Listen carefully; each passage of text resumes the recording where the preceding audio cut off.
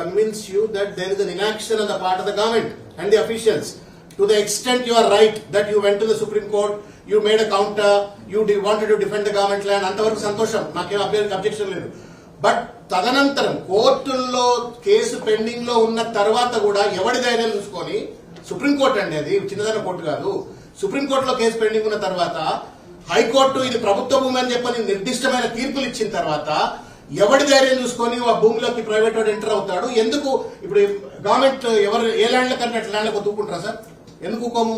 ఇది ప్రభుత్వ భూమి కాబట్టి మీ కాన్స్టిట్యూషనల్ ఆబ్లిగేషన్, లీగల్ ఆబ్లిగేషన్ ఉంది కాబట్టి మీరు ప్రొటెక్ట్ చేస్తారు. ఈ భూమిలో ఎవరు వెనుకున్నారు, ఎవరి ధైర్యం చూసుకొని వాడు ప్రైవేట్ వాడు లోపలికి పోతాడు?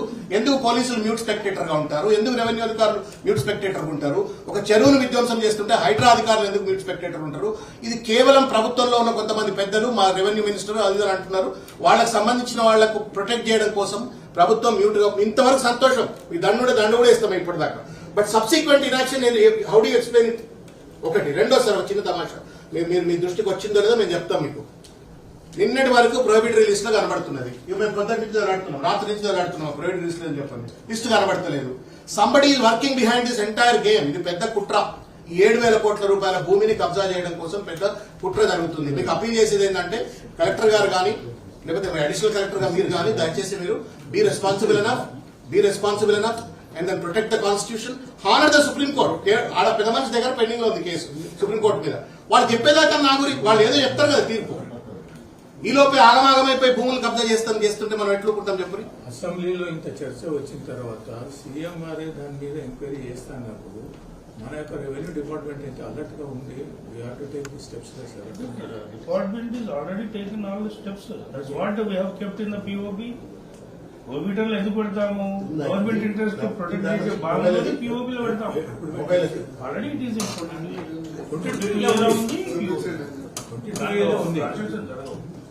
మీరు ఒకటి వీలైతే హైడ్రా కాపాడాలి. హైడ్రా మొత్తం పేదల ఇల్లు కూడా ఉంటుంది. హైడ్రాకి లెటర్ పెట్టి ఇల్లీగల్ కన్స్ట్రక్షన్ కూడా ఉండొచ్చు కదా. ఒక లెటర్ మీ తరఫున, ఒక లెటర్ హైడ్రా ప్రొటెక్షన్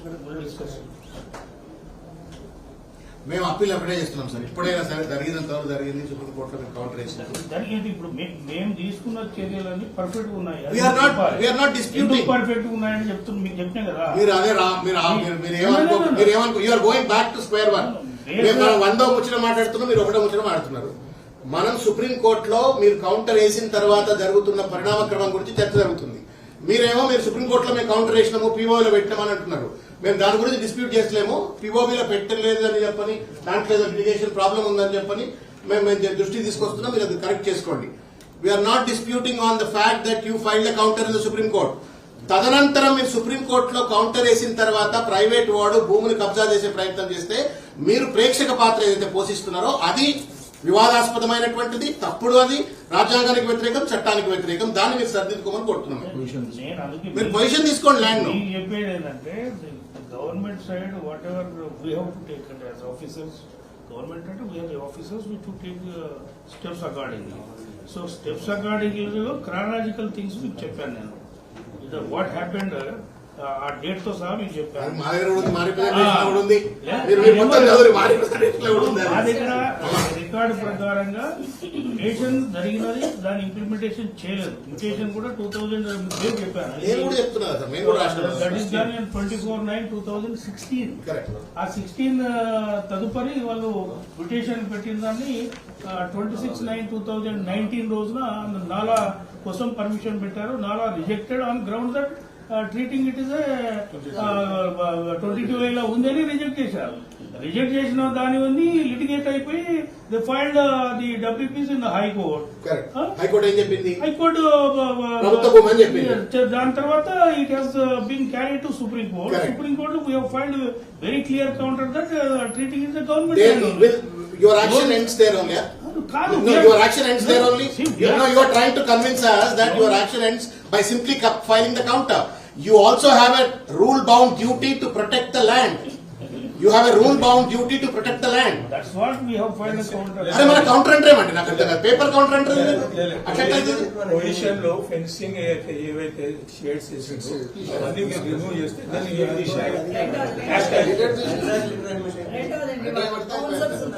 అదే బౌన్సర్స్ అందరినీ తీసేస్తే జనాలకు కూడా కానీ పబ్లిక్ కానీ వాట్ ఈస్ హ్యాపెండ్ అది కరెక్ట్ గా యాక్ట్ చేస్తుంది గవర్నమెంట్ అనేది కూడా తెలియాలి. అది లేకపోతే మీరు కూడా లాక్ చేసింది. మీరు అంతకన్నా ముందు లిటిగేషన్ మీకు ఐడియా ఉందా? నేనేం చెప్తున్నా sir, prior to that part of the Chandrareddy గారు ఒక మాట, మనం ఇంత బీట్ అరౌండ్ ద బుష్ అవసరం లేదు సార్.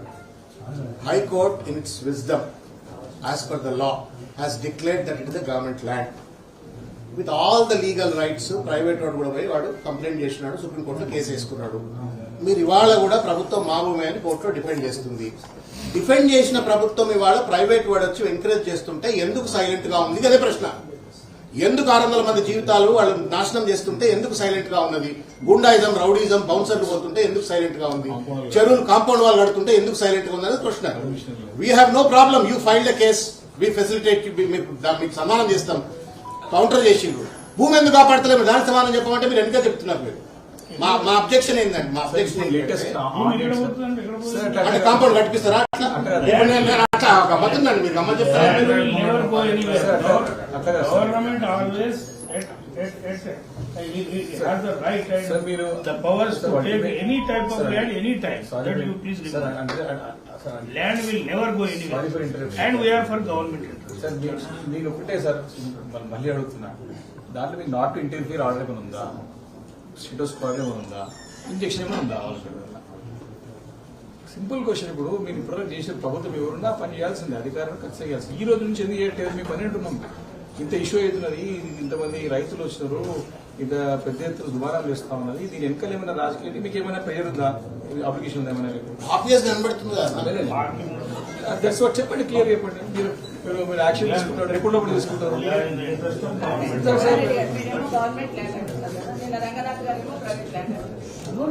అంటే 22A పెట్టాము, టీఓబీలో పెట్టాము, ల్యాండ్ లిటిగేషన్ లో ఉంది, నాలా పార్ట్ రిజెక్షన్ చేసినందుకు సుప్రీంకోర్టులో ఎస్ఐపీస్ ఉన్నాయి. That is the issue. Other second round of litigation లో ఉంది ఇప్పుడు issue. That is the second round of litigation. Earlier round you know very well. Earlier round, what is the litigation, you know? Because earlier what happened, the OS shoot was filed. Quotation That is carried to various. అంటే మాకు కూడా idea ఉంది sir అదంతా. మా ప్రశ్న అంతా ఒకటే అమ్మా, ఒకటే మాట మీరు చెప్పరమ్మా. మీరు గవర్నమెంట్ ల్యాండ్ అని ఒప్పుకున్న తర్వాత ఒప్పుకోండి సార్, 7,000 కోట్ల రూపాయల భూమి అది. గవర్నమెంట్ ల్యాండ్ ఒప్పుకుంటూనే గవర్నమెంట్ ల్యాండ్ లోకి ప్రైవేట్ వాడు వస్తే ప్రభుత్వం ఎందుకు సైలెంట్ ఉంది? అప్పుడు ఇక్కడ ఏంటంటే లిటిగేషన్ ఉంది కాబట్టి సుప్రీంకోర్టులో కేసు పెండింగ్ ఉంది కదా. మీ మీద గవర్నమెంట్ మీద బైండ్ ఓవర్ లేదు కదా. కోర్టులో కేసు వేసినంత మాత్రాన ప్రైవేట్ వాడికి వచ్చి గవర్నమెంట్ భూమిలో కన్స్ట్రక్షన్ చేసుకునేటువంటి అధికారం సంతరింపబడతా? రెవెన్యూ చట్టంలో ఏముందో చెప్పండి. చిన్న పిల్లలు అడిగితే చెప్పే చట్టం సార్ అది. మీరు ఒకటి సార్ పొజిషన్ మీద మీరు ఉంటే నోబడి విల్